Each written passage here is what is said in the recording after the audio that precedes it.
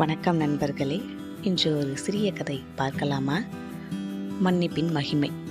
ஒரு கிராமத்தில் 2 நண்பர்கள் வாழ்ந்து வந்தார்கள், சேதுபதி மற்றும் ராயப்பன். ஒரு நாள் அவர்கள் இருவரும் வனப்பகுதியில் சுற்றி பார்த்து கொண்டிருந்தார்கள். திடீரென்று ஒரு சிறிய கருத்து வேறுபாடு காரணமாக சேதுபதி கோபத்தில் ராயப்பன் கன்னத்தில் அறை வைத்தான். ராயப்பன் வேதனை அடைந்தாலும் எதுவும் சொல்லாமல் மணல்வெளியில், என் நண்பன் இன்று என்னை அடித்தான் என்று எழுதினான். சில மணி நேரத்திற்கு பிறகு அவர்கள் ஒரு சிறிய ஆற்றருகே சென்று நீராடினார்கள். அப்பொழுது ராயப்பன் காற்றின் அழுத்தத்தால் நிலையான மணலில் இடறி விழுந்தான். ஆற்றில் மூழ்குவதற்குள் சேதுபதி அவனை காப்பாற்றிவிட்டான்.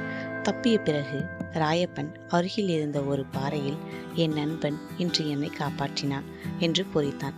இதை பார்த்த சேதுபதி ஆச்சரியப்பட்டு, நீ முன்பு அடித்ததை மணலில் எழுதினாய், ஆனால் இப்போது காப்பாற்றியதை பாறையில் பொறிக்கின்றாய், ஏன் என்று கேட்டான். ராயப்பன் புன்னகைத்து கொண்டு, நமக்கு நடந்த தீமை மணலில் எழுத வேண்டும், அது காலப்போக்கில் மறைந்துவிடும். ஆனால் நன்மையை பாறையில் எழுத வேண்டும், அது என்றும் நினைவில் நிலைத்து நிற்கும் என்றான்.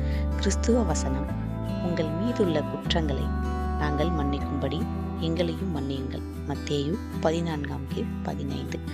இக்கதையின் நெறி, மன்னிக்க விரும்பும் மனம் கொண்டால் மன நிம்மதியும் கடவுளின் ஆசீர்வாதமும் கிடைக்கும். தீமைகளை நினைவில் வைத்துக் கொள்ளாமல் நல்லவை என்றும் நினைவில் வைத்துக் கொள்ளுங்கள்.